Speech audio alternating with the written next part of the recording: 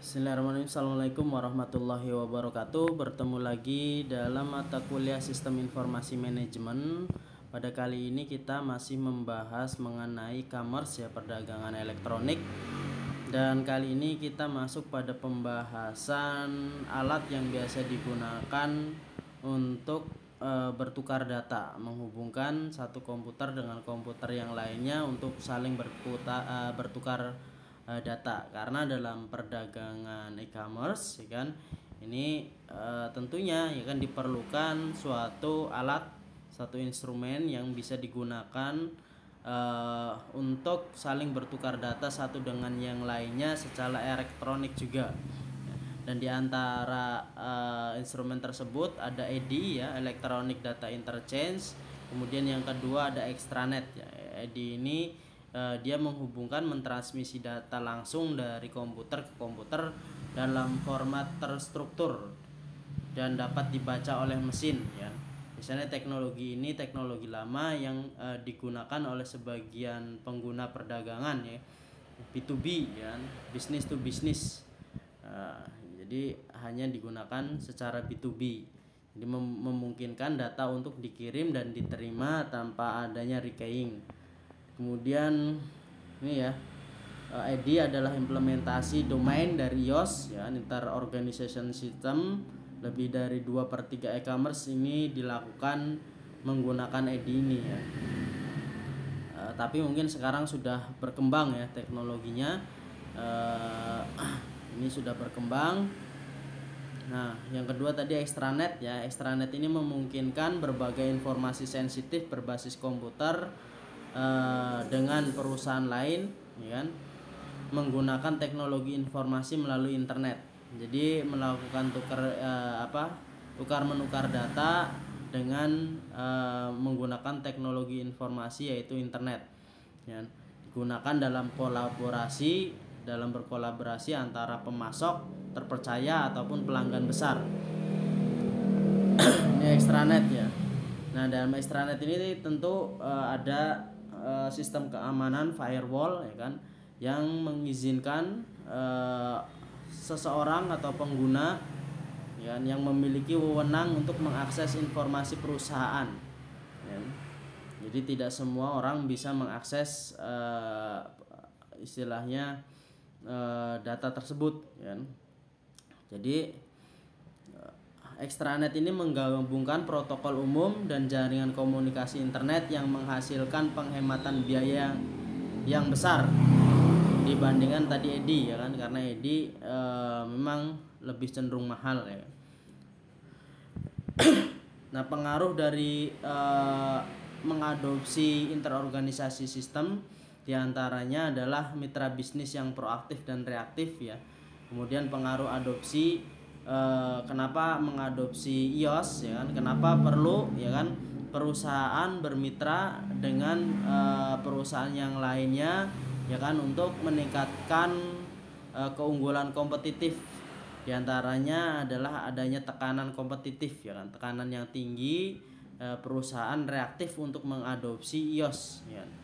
Kemudian kekuatan yang dijalankan, perusahaan yang kuat proaktif dalam mengadopsi atau menuntut IOS.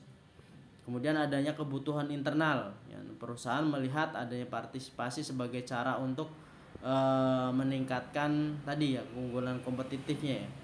Kemudian dukungan dari manajemen puncak, tentunya harus ada dukungan manajemen puncak.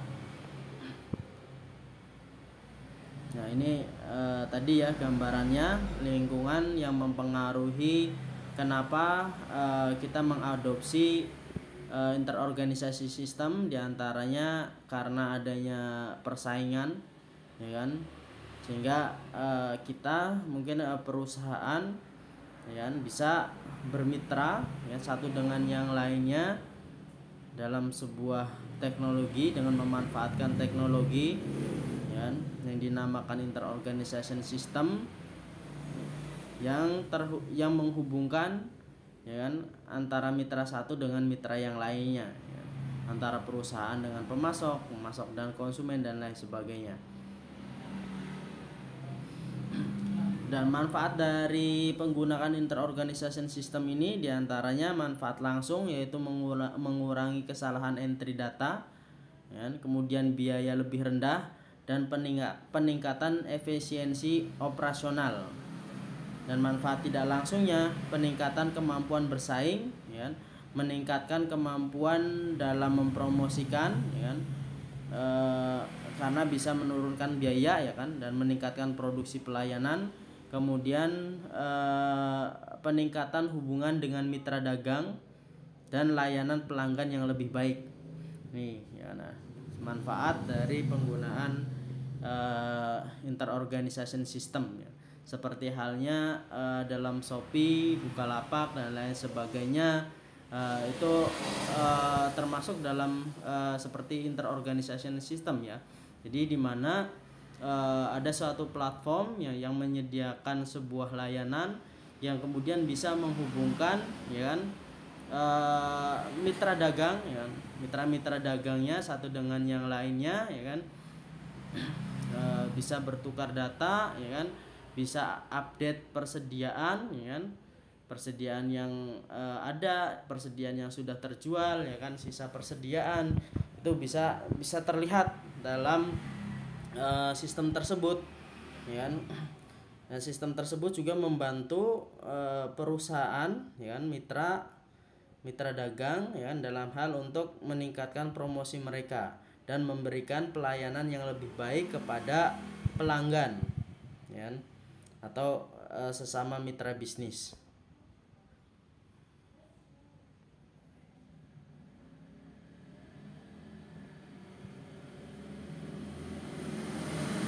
Business to consumer strategi untuk perdagangan elektronik.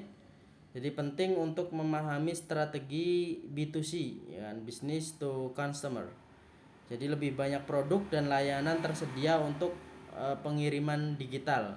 Jadi di antara keuntungan kita menggunakan sistem e-commerce adalah pelanggan, ya kan, lebih memiliki banyak pilihan produk dan layanan yang tersedia, ya, untuk pengiriman digital.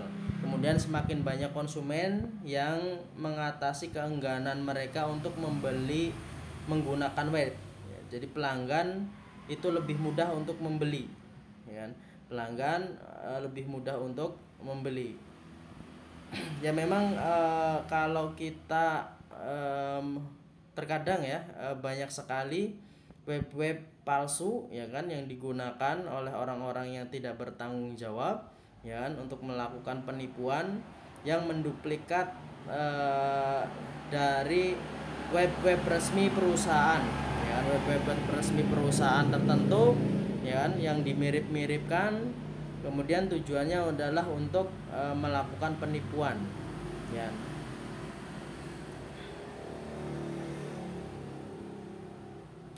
Kemudian kecepatan komunikasi yang lebih tinggi di rumah membuat pengiriman produk digital menjadi praktis, ya kan?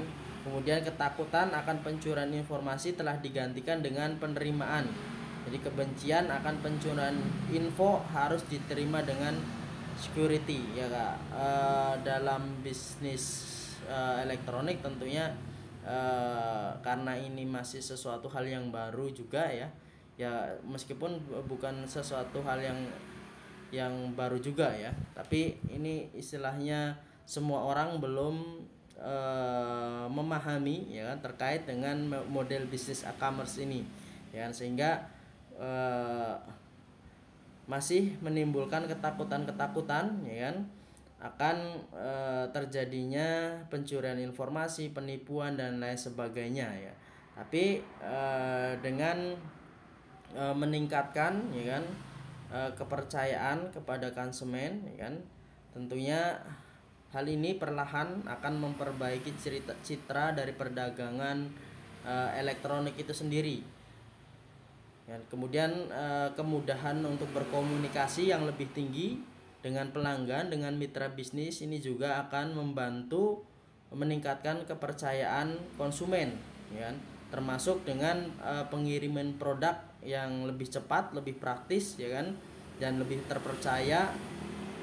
Nah, Nah, ini tentunya akan semakin menciptakan bisnis perdagangan ini ya kan mendapat kepercayaan dari masyarakat. Nah, ada beberapa produk yang ditawarkan ya kan dalam e-commerce ini atau perdagangan elektronik ini, diantaranya baik itu digital produk maupun physical produk ya. Digital produk sebagai contoh adalah yang sifatnya hiburan, misalkan ya lagu, album, film dan lain sebagainya, atau aplikasi-aplikasi komputer ya kan, perangkat lunak, software, misalkan CorelDRAW, kemudian antivirus ya kan, kemudian sekarang HP ya kan, di HP kita bisa beli game dan lain sebagainya, termasuk token listrik, pulsa ya kan, kuota data. Itu merupakan contoh-contoh digital produk ya kan, yang dapat dikonsumsi segera setelah kita mengunduhnya atau setelah kita melakukan pembayaran. Jadi, pembeli dikenakan biaya transaksi yang besar dalam hal biaya komputer, biaya koneksi online, media penyimpanan dan lain sebagainya. Itu tadi digital produk. Kemudian physical produk ya, barang harus diangkut ke konsumen tentunya ya kan. Jadi ada physical produk, tentunya ada bentuk barangnya, bentuk physical barangnya, sehingga barang tersebut ketika terjadi transaksi harus ada proses pengangkutan atau pengantaran, pengiriman kepada konsumen ya, dimana pengiriman itu tentunya harus diatur sedemikian rupa, bagaimana metode pengiriman ya kan, metode pengiriman yang lebih cepat ya, lebih aman ya kan. Jadi sekarang kita dalam hal transaksi menggunakan sistem online ya kan, kita mempunyai banyak pilihan ya, ya kan. Apakah kita ingin menggunakan metode pengiriman yang cepat ya kan, atau istilahnya pengiriman kilat, atau pengiriman yang biasa yang standar ya kan, tergantung dari keperluan atau kebutuhan kita ya. Nah, pilihan waktu pengiriman yang lebih cepat tentunya lebih mahal ya kan. Kalau kita pengen pengirimannya prosesnya cepat, tentunya lebih mahal. Tapi kalau misalkan standar ya kan, atau biasa-biasa saja ya, tentu harganya lebih murah ya kan. Nah, itu tergantung kebutuhan dari konsumen ya kan terhadap produk tersebut ya. Perusahaan menawarkan layanan ya pelacakan online. Nah, ini juga sebagai untuk meningkatkan kepercayaan pelanggan kepada perusahaan, diantaranya adalah perusahaan penyedia platform ya kan. Ini menyediakan suatu alat atau mesin pelacakan online yang memungkinkan kita untuk melakukan pengendalian atas pengirimannya, sehingga kita bisa melacak ketika kita melakukan transaksi, kira-kira barangnya sudah terkirim atau belum ya kan, sudah masuk ke ekspedisi atau belum, kemudian ekspedisinya sudah mengantar atau belum, sampai mana-mananya nanti bisa diakses melalui sistem pelacakan online ya kan? Sehingga hal ini meningkatkan kepercayaan pelanggan kepada perusahaan atau penyedia platform tersebut ya kan?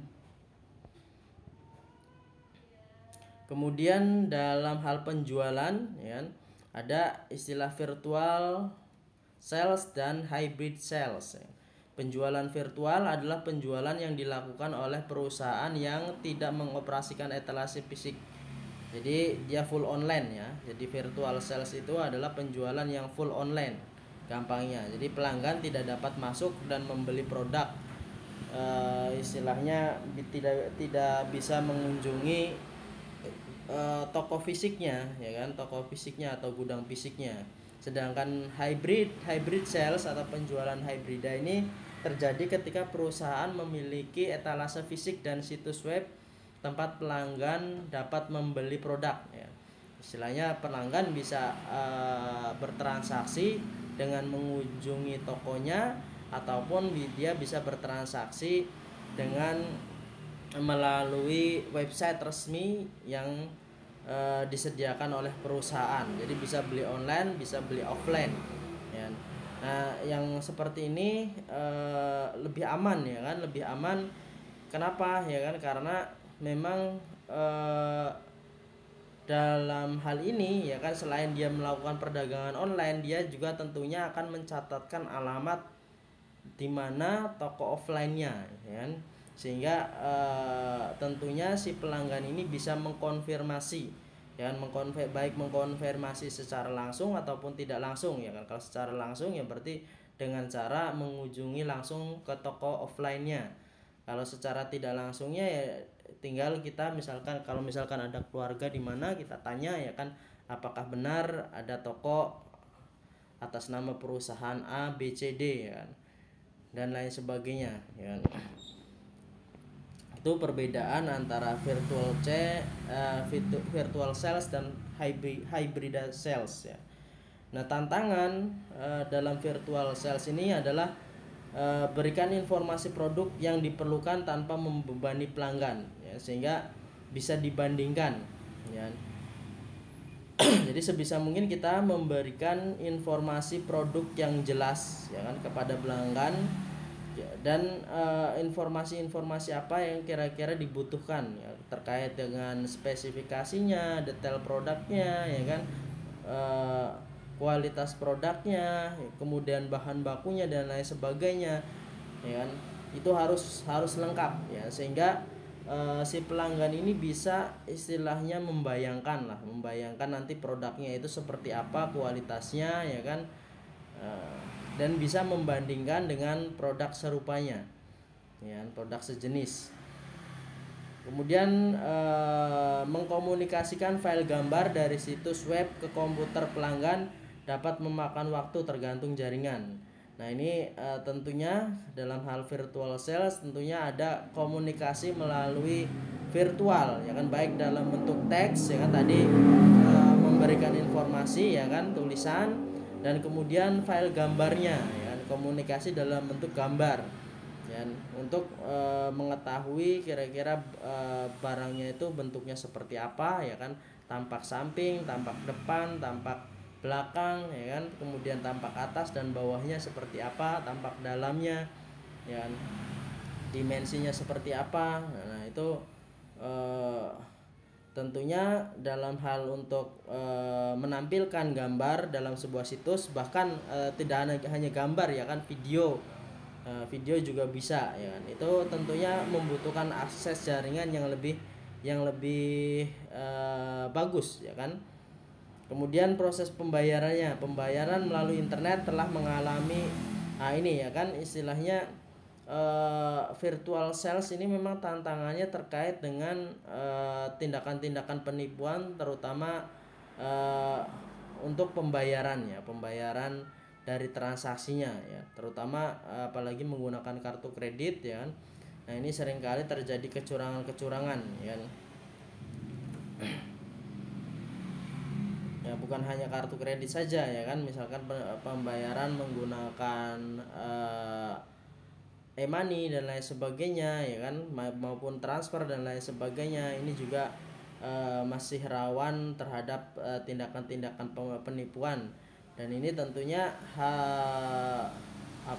perusahaan yang melakukan strategi virtual sales tentunya harus meningkatkan kepercayaan kepada pelanggan, harus mampu meyakinkan kepada pelanggan bagaimana caranya, yaitu dengan melengkapi fasilitas-fasilitas websitenya ya kan, dengan beberapa aplikasi atau alat yang bisa memberikan kenyamanan kepada pelanggan.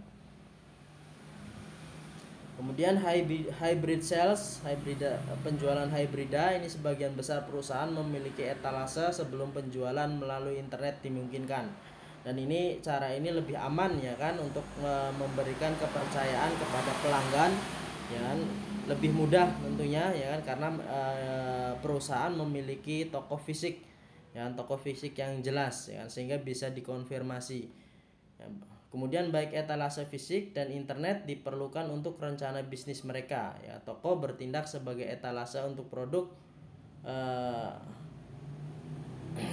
sebagai contoh ya apa ya, banyak ya perusahaan-perusahaan ya seperti perusahaan-perusahaan besar ya kan. Misalkan perusahaan laptop ya kan, itu kan mereka banyak ya kan yang juga menyediakan toko offline ya kan, yang bisa dikunjungi oleh pelanggan maupun toko online-nya, yaitu websitenya. Jadi pelanggan menikmati kenyamanan berbelanja melalui web ya kan. Kemudian penjualan B2C berarti lebih sedikit persediaan di tokonya dan lebih banyak ruang lantai penjualan. Jadi toko itu memang salah satu strategi untuk memberikan keyakinan saja kepada pelanggan bahwa perusahaan itu ada ya kan, dan bisa dipercaya ya kan? Dan tidak banyak istilahnya barang yang didisplay dalam toko tersebut karena terbatas ya kan, karena memang terbatas toko offline itu ya kan. Kalau toko online kan istilahnya bisa disimpan di mana saja, yang penting di websitenya ya kan, di situ tersedia berbagai informasi baik tulis, gambar, video ya kan, terkait dengan deskripsi produk.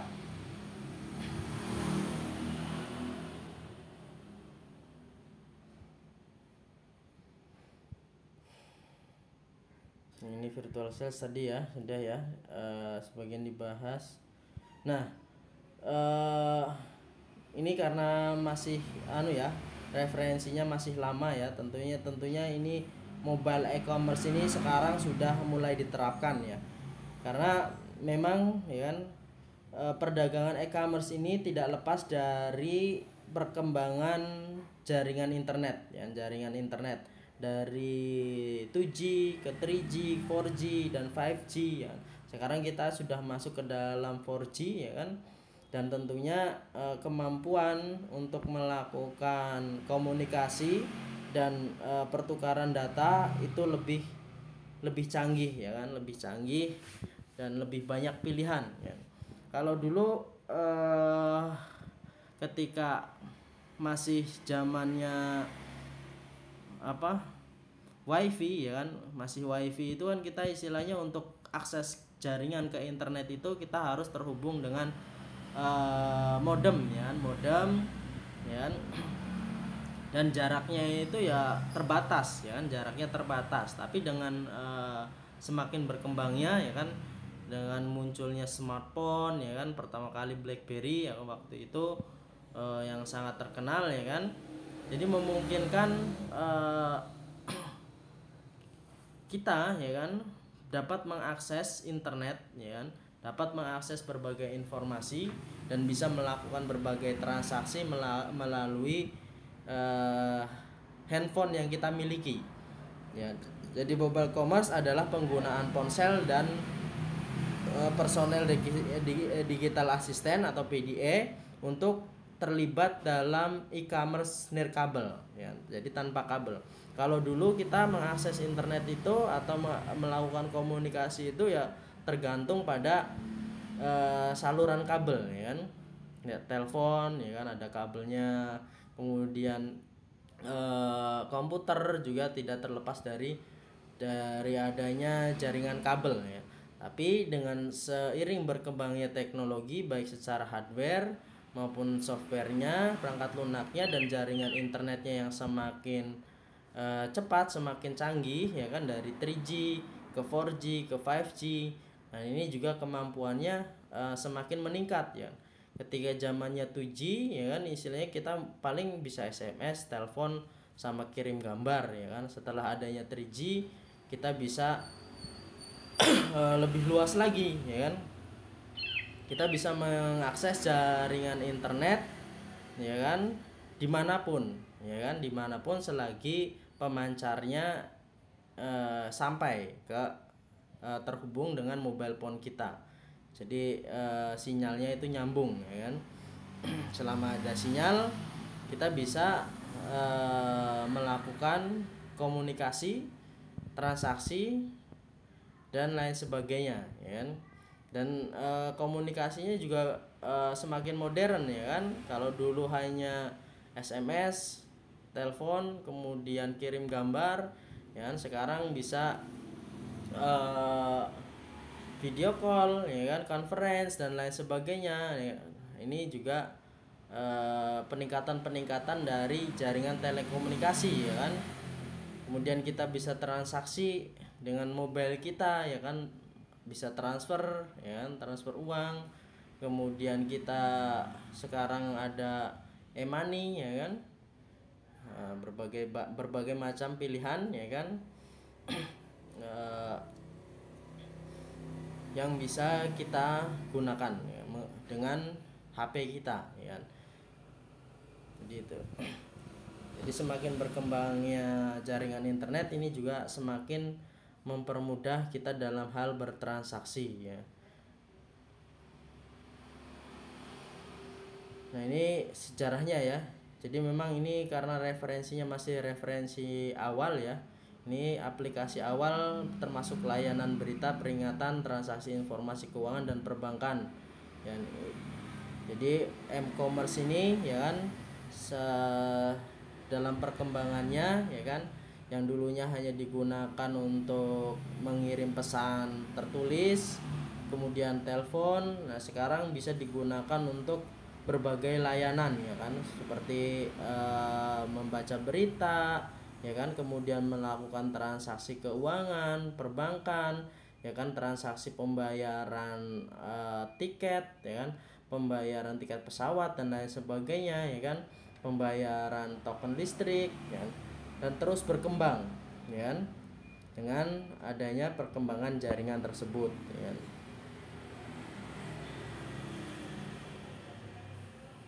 Nah, internet nirkabel hotspot dibuat menggunakan koneksi kabel untuk kecepatan komunikasi tinggi dan kemudian disiarkan melalui titik akses nirkabel ke area sekitar 100 meter. Kemudian komputasi nirkabel kelas bisnis akan menyediakan komunikasi nirkabel yang cepat di mana saja melalui operator komunikasi yang sama seperti ponsel. Ya, ini perkembangannya yang tadi saya ceritakan, ya. Jadi perkembangan dari segi hardware-nya, software-nya maupun jaringan internetnya semakin mempermudah kita, ya kan, dalam mengakses berbagai layanan.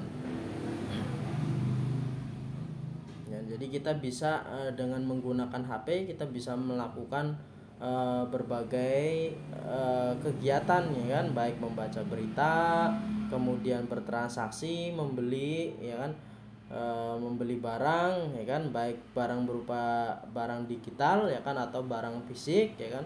Kemudian kita misalkan dari Amerika mau membelikan orang tua kita yang ada di Indonesia juga bisa, ya kan, dengan adanya akses internet ini. Ya, ini adalah beberapa kemudahan-kemudahan dari perkembangan teknologi yang harus kita pahami, ya kan, yang harus kita pahami. Ya, saya rasa itu saja ya materi kita pada kali ini, ya, tentang sistem informasi manajemen, yaitu khususnya tentang perdagangan elektronik, ya. Dan kita harus paham, ya kan, dengan perkembangan ini, ya kan, karena perkembangan teknologi ini, ya kan, semakin menggantikan peran manusia juga, ya kan, peran manusia dalam dunia bisnis, ya, dalam dunia bisnis, dalam transaksi ekonomi, ya. Ya, demikian saja, semoga bermanfaat. Assalamualaikum warahmatullahi wabarakatuh.